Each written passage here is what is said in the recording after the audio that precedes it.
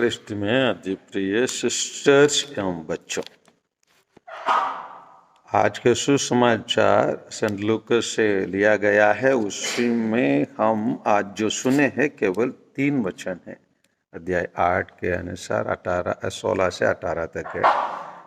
हमको शुरू में लगेंगे ये तीनों एक दूसरे से मिलते नहीं है, क्योंकि पहले वाक्य बताता है कोई दीपक जलाकर वही वह बर्तन से नहीं ढकता है, परंतु उसको दिवट पर रखता है, जाकि जो कमरे में प्रवेश कर सकते वो उसका देख सकता है, प्रकाश को देख सकता है। दूसरा है ऐसा कुछ भी छिपा नहीं है जो प्रकट नहीं होगा, और ऐसा कुछ भी गुप्त नहीं है जो नहीं फैलेगा तथा प्रकाश में नहीं आएगा। तीसरा वाक्य है तो उसके संबंध में सावधान रहो कि तुम किस तरफ सुनते हो। वास्तव में ये तीनों वचन क्या है? वास्तव में हम लोग बीज बोने वाला दृष्टांत सुने हैं, उसी से रिलेटेड है।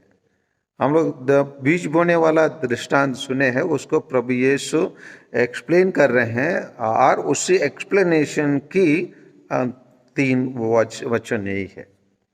तो इसमें एक चीज है, हम लोग प्रभु यीशु स्वयं संत यूहन्ना के सुसमाचार 8:12 में कहते हैं, मैं दुनिया की ज्योति हूँ, है ना। उसी ज्योति को हम दूसरों को देखने के लायक बनाने के काम हम प्रत्येक जन हैं। प्रत्येक जन का काम है, क्योंकि हम दुनिया को ज्योति बनना है। जैसे हम उस दिन भी हम देखे थे कि सेंट मत्ती के सुसमाचार अध्याय 5:14 में हम देखे थे कि प्रभु यीशु स्वयं हमको क्या कहा है? दुनिया की ज्योति है। जो क्योंकि हम ज्योति हम प्रभु यीशु से प्रकट करते हैं, उसी जैसे हम लोग जानते हैं, जैसे चुंबक से छूने के बाद लोहा भी क्या बन जाता है? थोड़ा चुंबक के काम करता है। उसी प्रकार हम प्रकाश प्रभु यीशु से हम जोड़ने के बाद हम भी प्रकाश के काम करेंगे, और वो प्रकाश का काम करने के लिए हम बुलाए गए। कैसे बुलाए गए? कैसे उसको प्रकाश का काम करेंगे?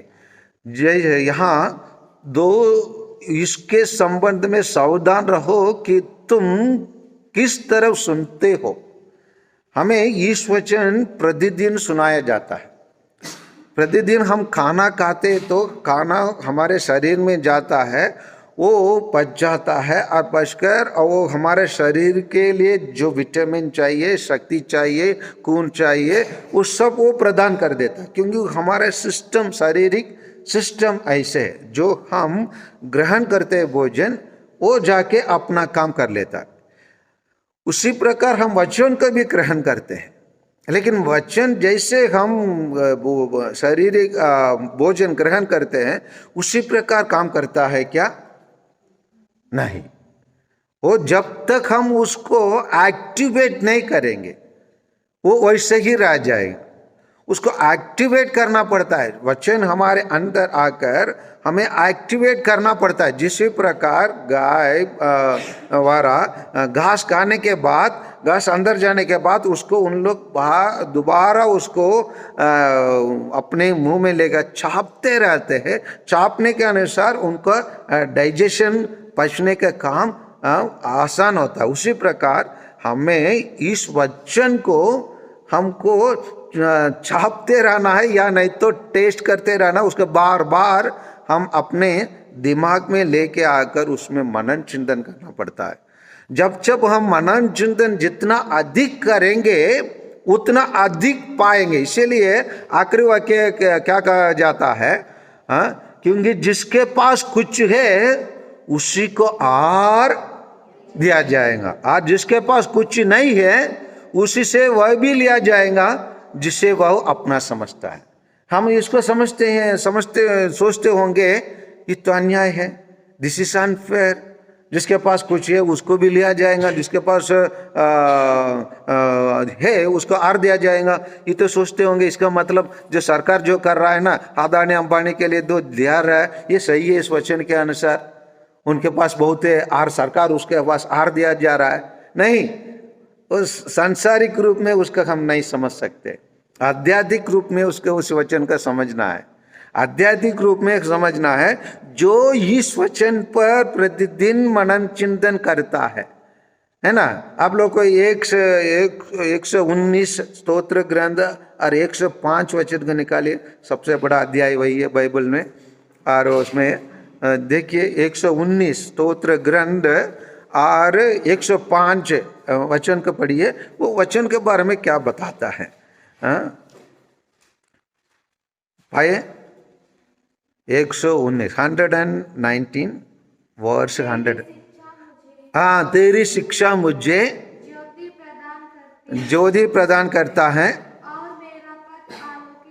और मेरे पद को आलोकित करता है।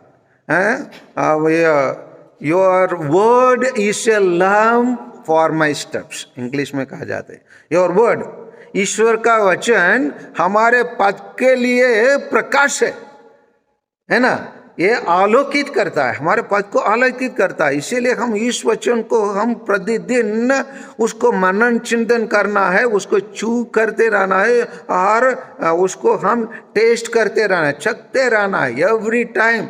जब जब हम उसको ज़्यादा जितना, जैसे हम लोग भी हम जानते हैं, जैसे पूड़ी चपाती डोसा इन सभी के चीज़ अच्छे से बनना है तो उसको क्या करना पड़ता है, अच्छे से ग्राइंडिंग करना पड़ता है, अच्छे से आटा को तैयार करना पड़ता है, तब तो वो फूलता है।